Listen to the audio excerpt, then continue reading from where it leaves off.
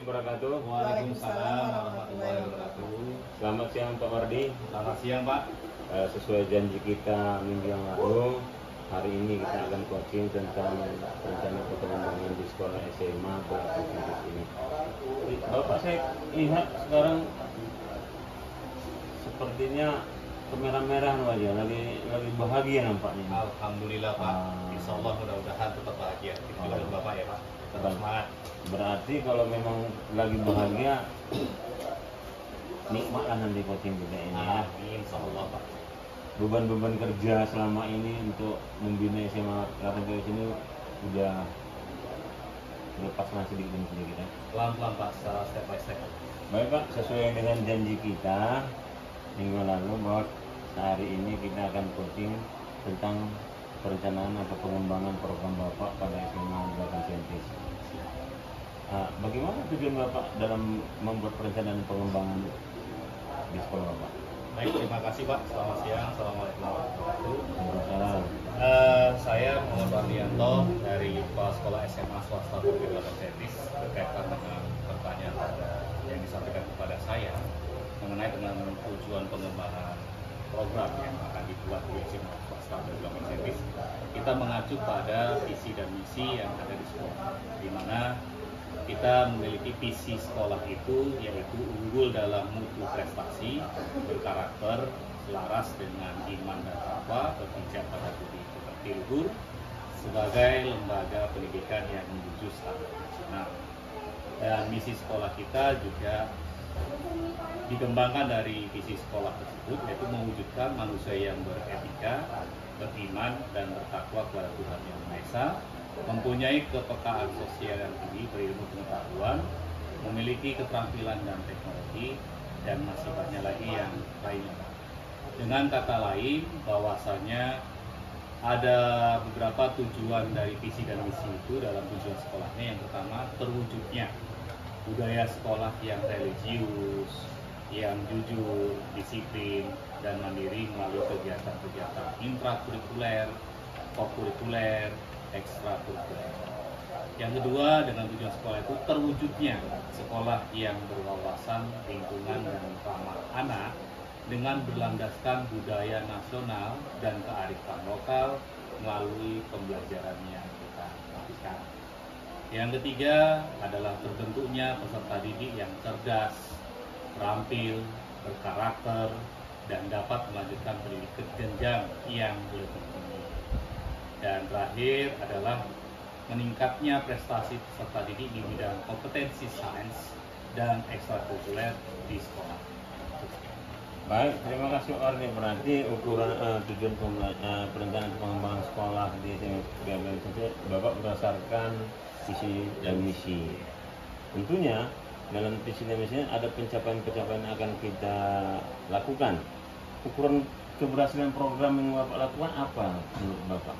Alhamdulillah Pak, ukuran dari keberhasilan program kami yang sudah kami lakukan dengan visi dan misi itu, kita melakukan yang salah satunya sudah program yang kita buat dan kita laksanakan itu sudah terlaksanakan sesuai dengan data yang ada.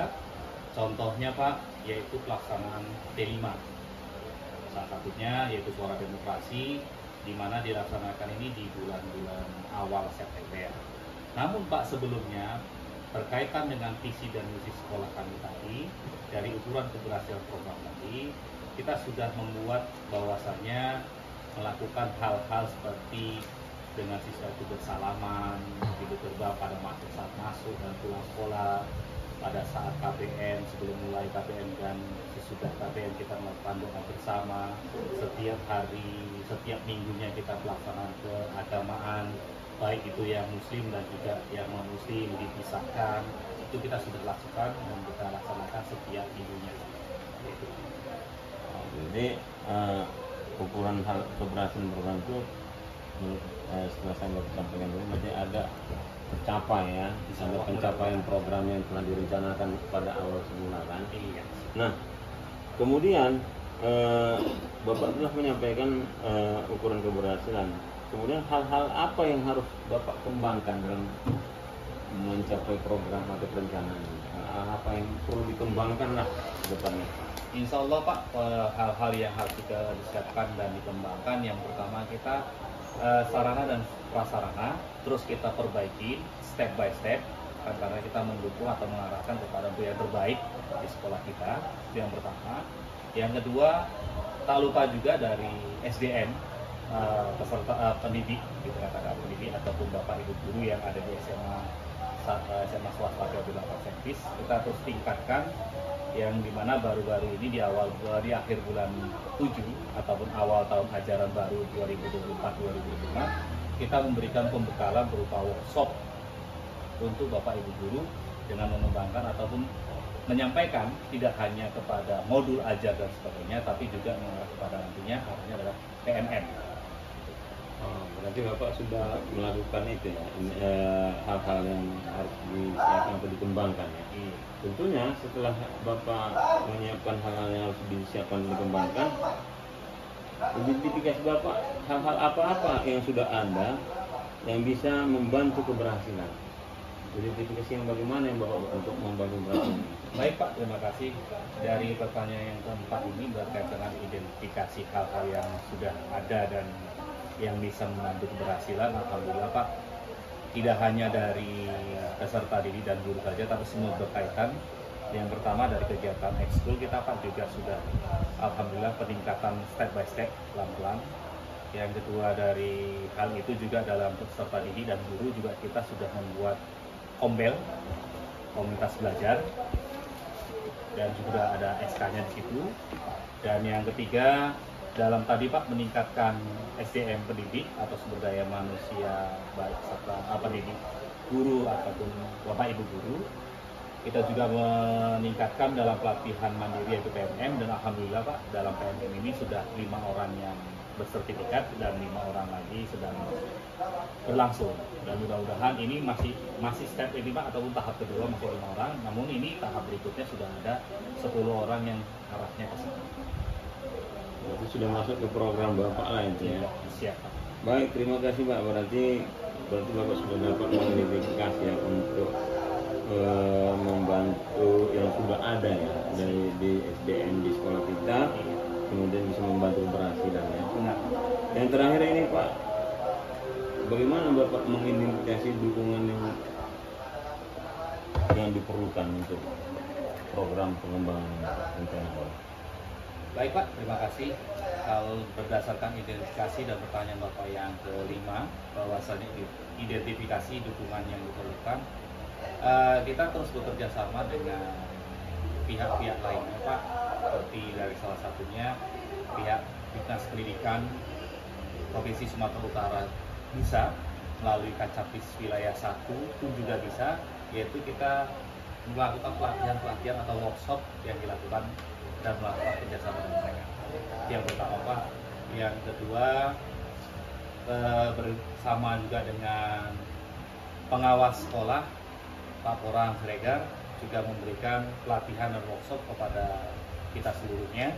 Yang keempat juga bisa dari BPJP, kita melakukan terus lokakarya yang sudah direncanakan dari BPJP, itu kita lakukan dengan beberapa guru-guru komite. Dan yang keempat adalah juga pelatihan workshop yang dilakukan oleh instansi-instansi terkait, baik itu penerbit dari buku dan sebagainya.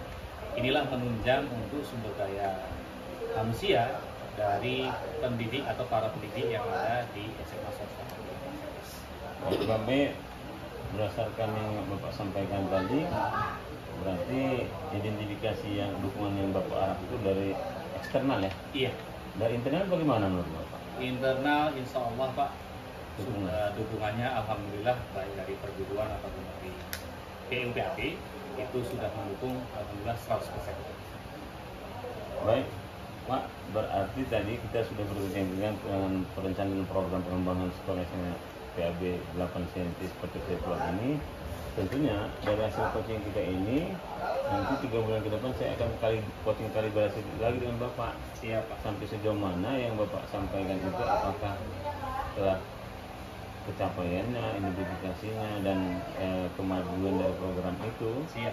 Kemudian selanjutnya nanti beberapa bulan ke depannya lagi kita akan merefleksikan hasil dari program perencanaan yang Bapak sampaikan. Siap. Terima kasih Pak Wardi. Siap. Selamat siang. Assalamualaikum warahmatullahi wabarakatuh. Waalaikumsalam warahmatullahi wabarakatuh. Ya. Terima kasih. Di sini saya sebagai pengamat, pada saat berkomunikasi saya merasa kalau pada kegiatan coaching untuk hari ini pengawas sekolah itu cenderung untuk mengarah ke kanan dan ke kiri tergantung dengan kategori penilaian yang ada. Kemudian coach di sini mengikuti alur kertas secara lengkap, urut dan percaya diri. Kemudian coach tidak melakukan judgement, asumsi dan asosiasi serta dapat menangkap emosi coachee. Kemudian coach selalu mengajukan pertanyaan terbuka dan berasal dari mendengarkan aktif. Kemudian coach membantu membuat rencana aksi spesifik, mendorong ide dan dari coachee pada saat diminta saran berbagi pengalaman. Kemudian coach di sini merasa sangat nyaman dan percaya diri dalam melakukan percepatan. Demikian menurut pengamatan dari saya ucapkan terima kasih.